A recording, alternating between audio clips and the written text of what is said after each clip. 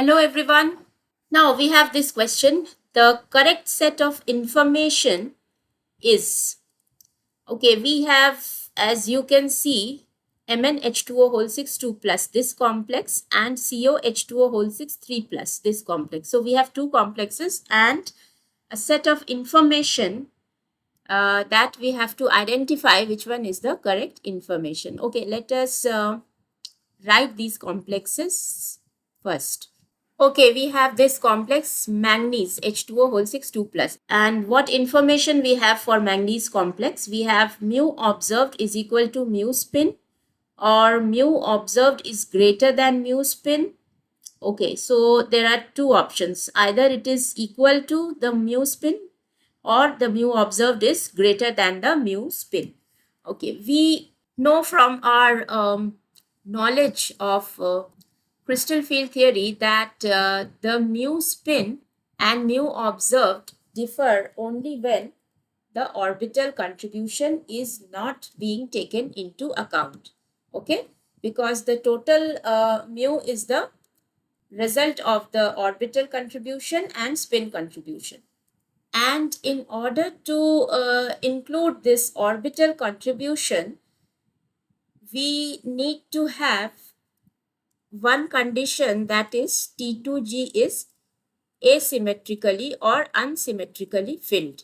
And thus, for this manganese complex, we have to identify that whether the T2G orbital is asymmetrically filled or not. Then only we will have the orbital contribution to the spin magnetic moment, and then only the mu observed will be greater than the mu spin. Otherwise, if we do not have the unsymmetrical filling of T2G orbital, then mu observed will be equal to mu spin. Okay, so let's check this complex. So manganese, as you can see, it is in the +2 oxidation state because the charge on this aqua ligand or H2O is 0. So 0 charge, and that is why Mn is in the +2 oxidation state. And we know in the ground state, manganese is 3d5 4s2, and in the +2 oxidation state, this becomes only 3d5 4s0. Okay, so we have to arrange these 5 electrons in the T2G and EG orbitals under the influence of a weak field, that is water, weak field ligand. Okay, so EG, T2G. So since it is a weak field ligand, so the electrons will be occupied singly first, 1 2 3, and then 4 and 5, like this. Okay, so T2G has 3 orbitals, 3 electrons. EG has 2 orbitals, 2 electrons. So you can see here that T2G is symmetrically or evenly filled. And that is why for this complex, mu observed is equal to mu spin. That means this complex will be having the magnetic moment contribution only from the spin value, the spin only formula, and there will be no orbital contribution, and that is why the observed magnetic moment will be equal to the spin only formula for this complex.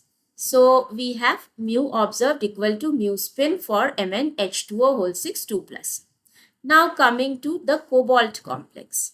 So we have to identify that whether this cobalt complex is diamagnetic or paramagnetic. So from this complex, we can understand that the cobalt is having a +3 oxidation state. Now cobalt is 3d7 4s2 in the ground state. Now in the +3 oxidation state, cobalt will be 3d6 4s0. Now accommodating these 6 electrons in the EG, in the T2G and EG orbitals. Okay. Now what we have to take care here is the oxidation state of cobalt. Cobalt is in the +3 oxidation state, that is a high oxidation state, and in this oxidation state, water being a weak to moderate field ligand, this acts as a strong field ligand, okay, for this cobalt 3 complex. So water here is not a weak field ligand but a strong field ligand, and that is why the D6 electrons will be paired. So 1, 2, 3, and pairing starts in the T2G orbital itself, 4, 5 and 6. So the electronic configuration will be T2G6, all the 6 electrons in the T2G orbitals, and there are no unpaired electrons. And that is why this complex is diamagnetic. So cobalt H2O whole 6 3 plus is a diamagnetic complex.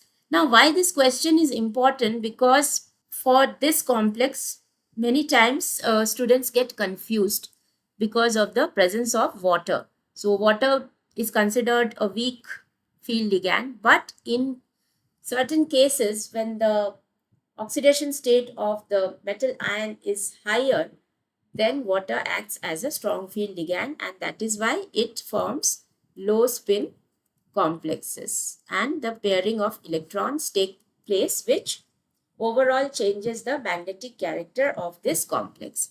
Now we have these two information that for manganese complex, mu observed equal to mu spin, and for the cobalt complex, it is diamagnetic. Okay, so we have this thing, the third option, which should be the correct answer. Mn, mu observed equal to mu spin, and cobalt complex is diamagnetic. So third option will be our correct answer. So I hope you have understood this and the explanation was clear. Please like, share and subscribe if my videos are helpful to you, and please let me know in the comment section what you want to learn next in chemistry. Thank you so much.